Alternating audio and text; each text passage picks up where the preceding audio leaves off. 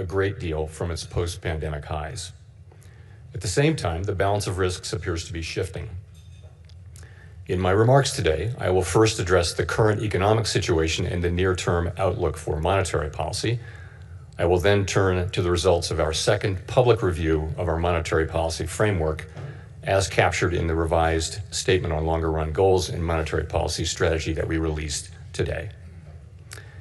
When I appeared at this podium 1 year ago, the economy was at an inflection point. Our policy rate had stood at 5.25% to 5.5% for more than a year.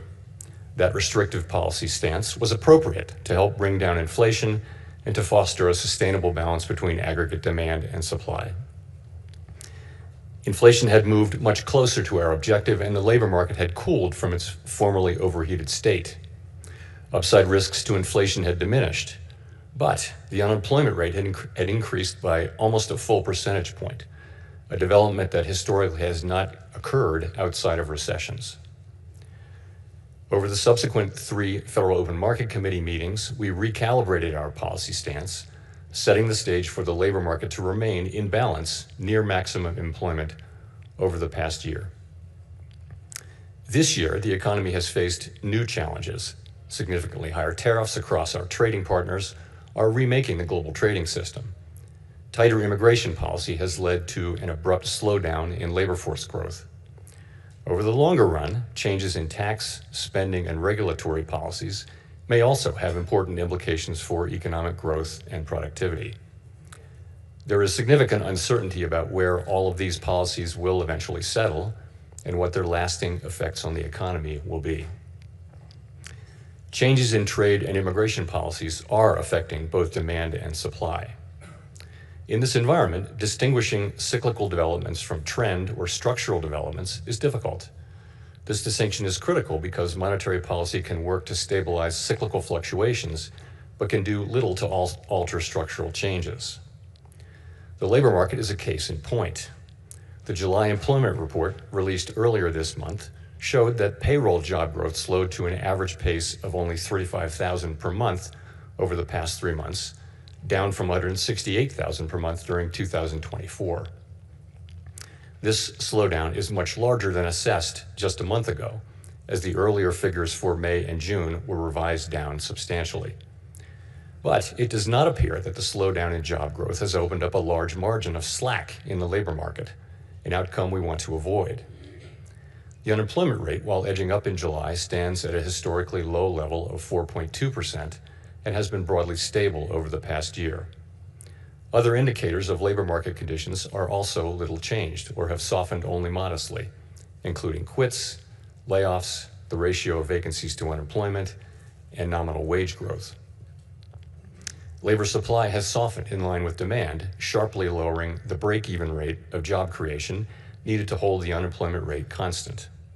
Indeed, labor force growth has slowed considerably this year with the sharp fall-off in immigration, and the labor force participation rate has edged down in recent months. Overall, while the labor market appears to be in balance, it is a curious kind of balance that results from a marked slowing in both the supply of and demand for workers. This unusual situation suggests that downside risks to employment are rising. And if those risks materialize, they can do so quickly in the form of sharply higher layoffs and rising unemployment. At the same time, GDP growth has slowed notably in the first half of this year to a pace of 1.2%, roughly half the 2.5% pace in 2024. The decline in growth has largely reflected a slowdown in consumer spending. As with the labor market, some of the slowing in GDP likely reflects slower growth of supply or potential output. Turning to inflation, higher tariffs have begun to push up prices in some categories of goods. Estimates based on the latest available data indicate that total PCE prices rose 2.6% over the 12 months ending in July. Excluding the volatile food and energy categories, core PCE prices rose 2.9%, above their level of a year ago. Within core, prices of goods increased 1.1% over the past 12 months, a notable shift from the modest decline seen over the course of 2024. In contrast, housing services inflation remains on a downward trend and non-housing services inflation is still running at a level a bit above what has been historically consistent with a 2% inflation. The effects of tariffs on consumer prices are now clearly visible. We expect those effects to accumulate over coming months with high uncertainty about both timing and amounts. The question that matters for monetary policy is whether these price increases are likely to materially raise the risk of an ongoing inflation problem. A reasonable base case is that the effects will be relatively short-lived, a one-time shift in the price level. Of course, one time does not mean all at once. It will continue to take time for tariff increases to work their way through supply chains and distribution networks. Moreover, tariff rates continue to evolve, potentially prolonging the adjustment process. It's also possible, however, that the upward pressure on prices from tariffs could spur a more lasting inflation dynamic, and that is a risk to be assessed and managed. One possibility is that workers who see their real incomes decline because of higher prices demand and get higher wages from employers, setting off adverse wage price dynamics. Given that the labor market is not particularly tight and faces increasing downside risks, that outcome does not seem likely. Another possibility is that inflation expectations could move up, dragging actual inflation with them. Inflation has been above our target for more than 4 years and remains a prominent concern for households and businesses. Measures of longer-term inflation expectations, however, as reflected in market and survey-based measures, appear to remain well anchored and consistent with our longer-run inflation objective of 2%. Of course, we cannot take the stability of inflation expectations for granted. Come what may, we will not allow a one-time increase in the price level to become an ongoing inflation problem. So, putting the pieces together, what are the implications for monetary policy? In the near term, risks to inflation are tilted to the upside and risks to employment to the downside, a challenging situation. When our goals are in tension like this, our framework calls for us to balance both sides of our dual mandate. Our policy rate is now 100 basis points closer to neutral than it was a year ago, and the stability of the unemployment rate and other labor market measures allows us to proceed carefully as we consider changes to our policy stance. Nonetheless, with policy in restrictive territory, the baseline outlook and the shifting balance of risks may warrant adjusting our policy stance. Monetary policy is not on a preset course. FOMC members will make these decisions based solely on their assessment of the data and its implications for the economic outlook and the balance of risks. We will never deviate from that approach. So, turning then to my second topic. Our monetary policy framework is built on the unchanging foundation of our mandate from Congress to foster maximum employment and stable prices for the American people. We remain fully committed to fulfilling our statutory mandate, and the revisions to our framework will support that mission across a broad range of economic conditions. Our revised statement on longer-run goals and monetary policy strategy, which we refer to as our consensus statement to save time, describes how we pursue our dual mandate goals. It is designed to give the public a clear sense of how we think about monetary policy, and that understanding is important both for transparency and accountability, and for making monetary policy more effective. The changes we made in this review are a natural progression grounded in our ever-evolving understanding of our economy. We continue to build upon the initial consensus statement adopted in 2012 under Chairman Ben Bernanke's leadership. Today's revised statement is the outcome of the second public review of our framework, which we conduct at 5-year intervals. This year's review included 3 elements: Fed Listens events at reserve banks around the country, a flagship research conference, and policymaker discussions and deliberations supported by staff analysis at a series of FOMC meetings. In approaching this year's review, a key objective has been to make sure that our framework is suitable across a broad range of economic conditions. At the same time, the framework needs to evolve with changes in the structure of the economy and our understanding of those changes. The Great Depression presented different challenges from those of the Great Inflation and the Great Moderation, which in turn are different from the ones we face today.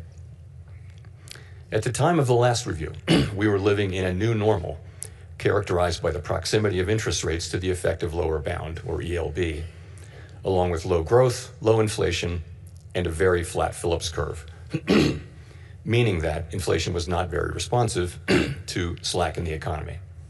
To me, a statistic that captures that era is that our policy rate was stuck at the ELB for 7 long years following the onset of the global financial crisis in late 2008.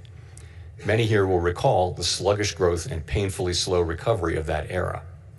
It appeared highly likely that if the economy experienced even a mild downturn, our policy rate would be back at the ELB very quickly, probably for another extended period. Inflation and inflation expectations could then decline in a weak economy, raising real interest rates as nominal rates were pinned near zero. Higher real rates would further weigh on job growth and reinforce the downward pressure on inflation and inflation expectations, triggering an adverse dynamic. The economic conditions that brought the policy rate to the ELB and drove the 2020 framework changes were thought to be rooted in slow-moving global factors that would persist for an extended period. And they might well have done so, if not for the pandemic. The 2020 consensus statement included several features that addressed the ELB-related risks that had become increasingly prominent over the preceding 2 decades. We emphasized the importance of anchored inflation, longer-term inflation expectations, to support both our price stability and maximum employment goals. Drawing on an extensive literature on strategies to mitigate risks associated with the ELB, we adopted flexible average inflation targeting, a make-up strategy to ensure that inflation expectations would remain well anchored, even with the ELB constraint. In particular, we said that following periods when inflation had been running persistently above 2%, appropriate monetary policy would likely aim to achieve inflation moderately above 2% for some time. In the event, rather than low inflation in the ELB, the post-pandemic reopening brought the highest inflation in 40 years to economies around the world. Like most other central banks and private sector analysts, through year-end 2021, we thought that inflation would subside fairly quickly without a sharp tightening in our policy stance, as this slide will show. When it became clear this was not the case, we responded forcefully, raising our policy rate by 5.25 percentage points over 16 months. That action, combined with the unwinding of pandemic supply disruptions, contributed to inflation moving much closer to our target without the painful rise in unemployment that has accompanied previous efforts to counter high inflation. This year's review considered how economic conditions have evolved over the past 5 years. During this period, we saw that the inflation situation can change rapidly in the face of large shocks. In addition, interest rates are now substantially higher than was the case during the era between the global financial crisis and the pandemic. With inflation above target, our policy rate is restrictive, modestly so in my view. We cannot say for certain where rates will settle out over the longer run, but their neutral rate may now be higher than during the 2010s, reflecting changes in productivity, demographics, fiscal policy, and other factors that affect the balance between saving and investment. During the review, we discussed how the 2020 statement's focus on the ELB may have complicated communications about our response to high inflation. We concluded that the emphasis on an overly specific set of economic conditions may have led to some confusion, and as a result, we made several important changes to the consensus statement to reflect that insight. First, we removed language indicating that the ELB was a defining feature of the economic landscape.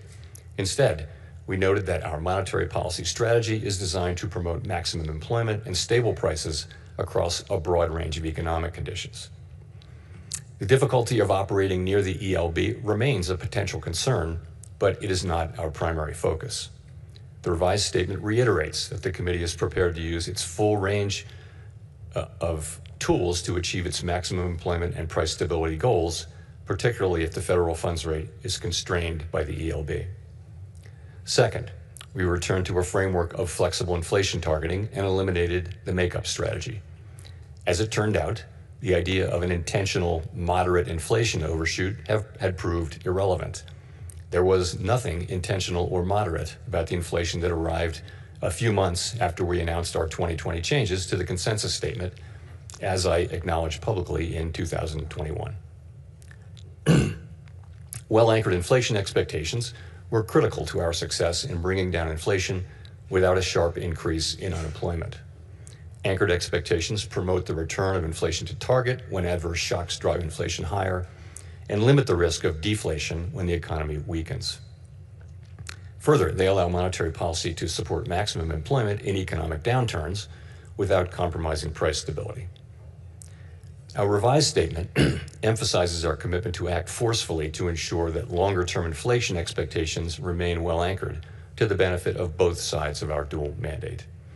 It also notes that price stability is essential for a sound and stable economy and supports the well-being of all Americans. This theme came through loud and clear at our Fed Listens events. The past 5 years have been a painful reminder of the hardship that high inflation imposes, especially on those least able to meet the higher costs of necessities. Third, our 2020 statement said that we would mitigate shortfalls rather than deviations from maximum employment. The use of shortfalls reflected the insight that our real-time assessments of the natural rate of unemployment, and hence of maximum employment, are highly uncertain. The later years of the post-global financial crisis recovery featured employment running for an extended period above mainstream estimates of its sustainable level, along with inflation running persistently below our 2% target.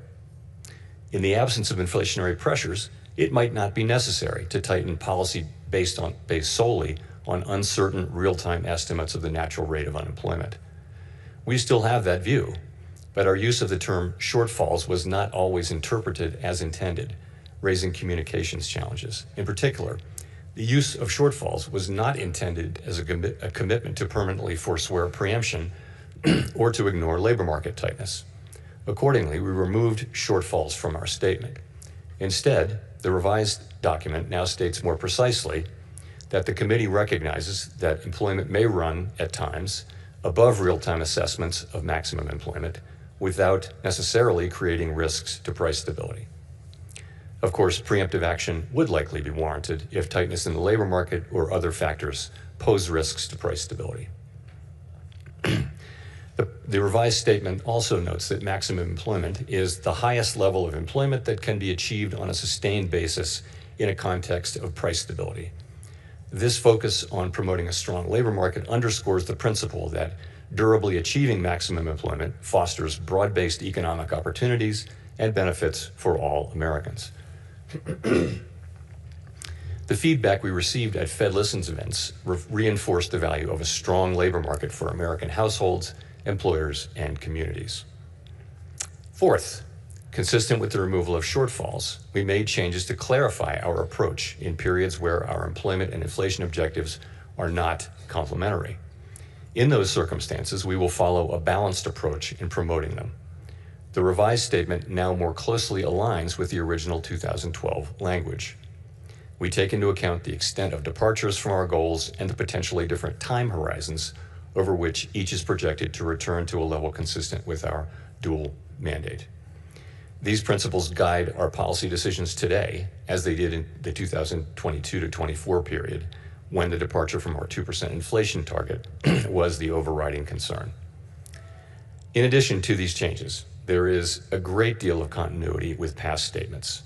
The document continues to explain how we interpret the mandate Congress has given us and describes the policy framework that we believe will best promote maximum employment and price stability. We continue to believe that monetary policy must be forward-looking and consider the lags in its effects on the economy. For this reason, our policy actions depend on the economic outlook and the balance of risks to that outlook. We continue to believe that setting a numerical goal for employment is unwise because the maximum level of employment is not directly measurable and changes over time for reasons unrelated to monetary policy. We also continue to view a longer-run inflation rate of 2% as most consistent with our dual mandate goals. We believe that our commitment to this target is a key factor, helping keep longer-term inflation expectations well anchored. Experience has shown that 2% inflation is low enough to ensure that inflation is not a concern in household and business decision-making, while also providing a central bank with some policy flexibility to provide accommodation during economic downturns. Finally, the revised consensus statement retained our commitment to conduct a public review roughly every 5 years. There's nothing magic about the 5-year pace. That frequency allows policymakers to reassess structural features of the economy and to engage with the public, practitioners, and academics on the performance of our framework. It is also consistent with several global peers. To wrap up, I want to thank President Schmid and all of his great Kansas City staff who work so diligently to host this outstanding event annually, counting a couple of virtual appearances during the pandemic. This is the 8th time I've had the honor to speak from this podium. Each year, this symposium offers the opportunity for Fed leaders to hear ideas from leading economic thinkers and focus on the challenges we face. The Kansas City Fed was very wise to lure Chair Volcker here to this national park more than 40 years ago, and I am so proud to be part of that tradition. Thank you very much.